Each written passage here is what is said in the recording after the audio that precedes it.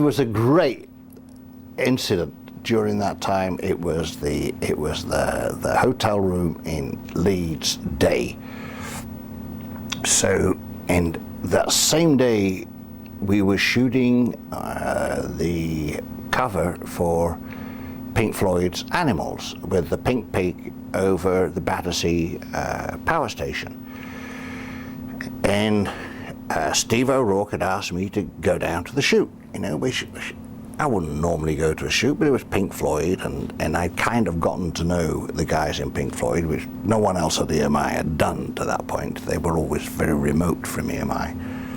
So I told Steve O'Rourke, yeah, I'll come down and have lunch with you. And I never turned up. I was handling this hotel room Sex Pistols debacle, and at about 6 or 7 o'clock, I get a call from O'Rourke. Where were you? Oh man, yeah, I can't tell you what a fucking day I've had. I started telling him about the Pistols. I said, so how did the shoot go? He said, oh, bloody mess. Pig escaped. I said, it was on cables.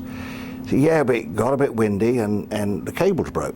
And so I said, but I thought you had like an army marksman who was going to shoot a hole the size of a dinner plate in the side of it, and then it would just fart its way down the Thames.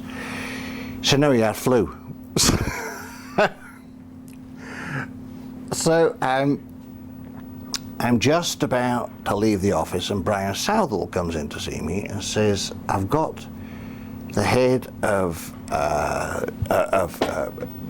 BAA, British Airports Authority, on the phone, wants to talk to you. And so I get on the phone with this guy. I had spoken to this guy once before because of an incident at Heathrow Airport with the Pistols, which again never happened. I always had to go to the top of the company, find out, and then, you know, go to the top of my company.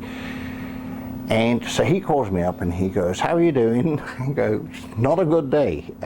And he goes, well, he said, it's the strangest call.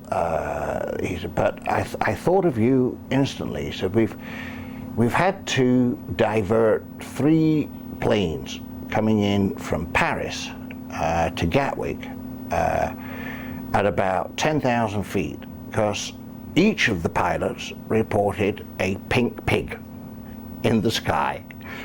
And he said, now one pilot, you figure, he just had a few before he left the airport, but 3 in a row. I'm thinking to myself, that sounds like rock and roll. Do you know anything about this? And I said, it's funny you should say so. Then I had to call the guy Paris who ran the French company, because that seemed to be where the Pink Pig was heading. And so they had it out on radio in, you know, Brittany and all the places around the coast. We'd look out for Pink. You know, Pink Floyd were huge in France, so this was a good piece of radio for them.